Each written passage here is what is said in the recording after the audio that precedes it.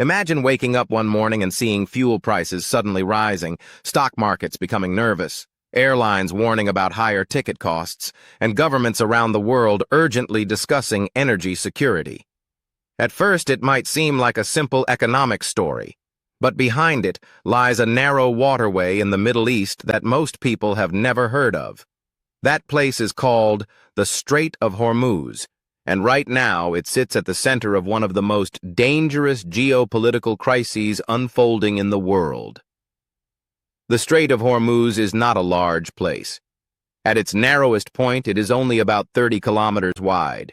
Yet through this small corridor flows nearly 1/5 of the oil traded globally. Every day, enormous oil tankers carrying energy from countries like Saudi Arabia, Iraq, Kuwait, Qatar, and the United Arab Emirates pass through this narrow passage on their way to global markets.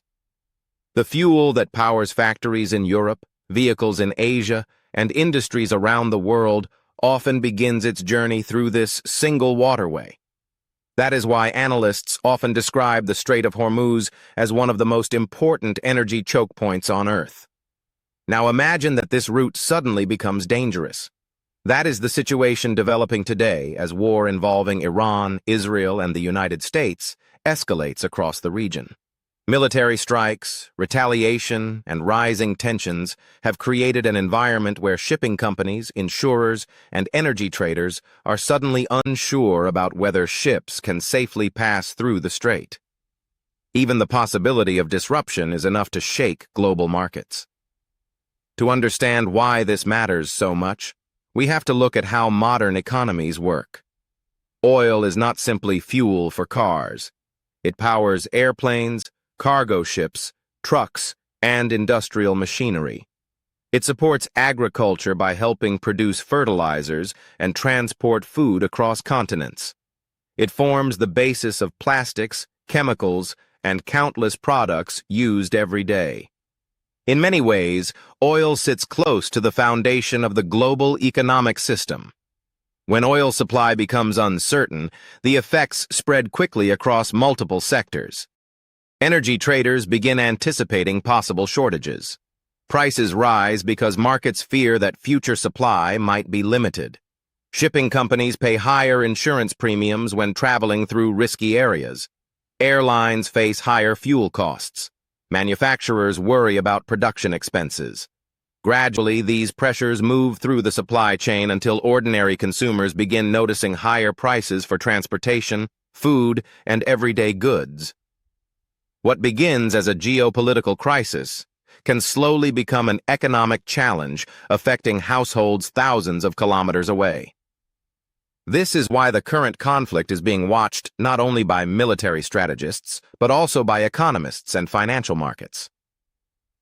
The Strait of Hormuz sits at the intersection of geography, energy, and global trade. When tensions rise there, the consequences can ripple through international markets almost immediately.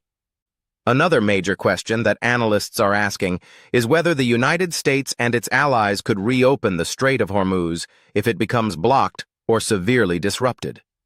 From a purely military perspective, the United States maintains one of the most powerful navies in the world and already operates a strong naval presence in nearby waters.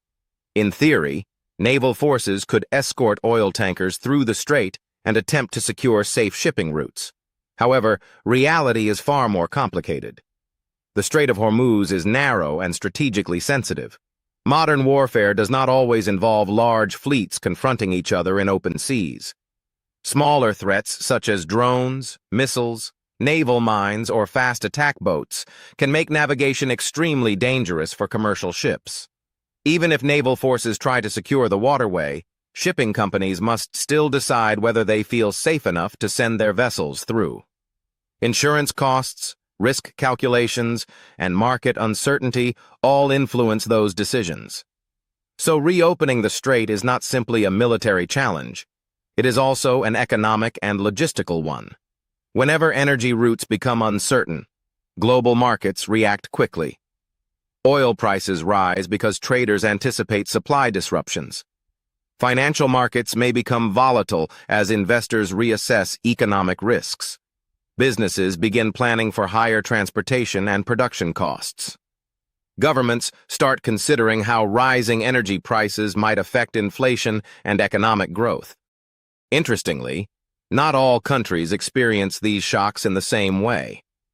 Developed economies sometimes have advantages during energy crises. Some maintain strategic petroleum reserves that can temporarily offset supply disruptions. Others produce a portion of their own energy domestically.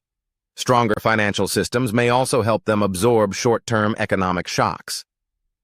Developing countries often face a more difficult situation. Many emerging economies depend heavily on imported fuel. When global oil prices rise sharply, these countries can experience rapid increases in transportation costs, food prices, and inflation.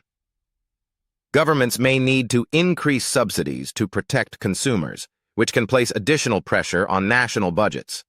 In some cases, currency values may weaken as import costs rise. This means that energy crises often affect developing nations more severely than wealthier economies. Beyond oil itself, the broader issue is the interconnected nature of the modern world economy. Supply chains today stretch across continents. A factory in one country may depend on raw materials shipped from another region and transported through multiple maritime routes. When energy prices increase, shipping costs rise, and supply chains become more expensive to maintain. That is why disruptions in energy corridors can influence industries far beyond the oil sector itself. The current crisis, therefore, illustrates something fundamental about globalization. Our economic systems are built on complex networks of transportation routes, energy flows, and financial relationships. A disruption in one critical location can quickly produce ripple effects across the entire system. The Strait of Hormuz represents one of those critical locations. It is a narrow gateway through which enormous quantities of global energy must pass. When tensions around that gateway increase, the entire world begins paying attention. At the moment, several possible paths lie ahead. The conflict could remain limited, allowing shipping routes to stabilize and markets to gradually calm down. Diplomatic efforts could reduce tensions and restore confidence in the region's energy supply routes. On the other hand, if the conflict continues or escalates, energy markets may remain volatile and global economic pressures could increase. History shows that geopolitical crises often evolve in unpredictable ways. Some conflicts de-escalate quickly through negotiation. Others reshape regional politics and global markets for years. The outcome of the current situation remains uncertain. What is clear, however, is that geography still matters enormously in the modern world. Even in an age of advanced technology and global connectivity, certain physical locations retain extraordinary strategic importance. The Strait of Hormuz is one of those places. A narrow stretch of water between two coastlines has become a focal point for military strategy, energy security, and economic stability. Decisions made in and around that region may influence oil prices, trade flows, and financial markets far beyond the Middle East. And that is why governments, energy companies, investors, and ordinary citizens across the world are watching the situation closely. Because in an interconnected global economy, events unfolding in a single maritime corridor can affect billions of people. Sometimes the most important place in the world is not a powerful capital city or a vast territory. Sometimes it is a narrow waterway through which the energy of the modern world must pass. And today, that waterway has become one of the most closely watched places on Earth.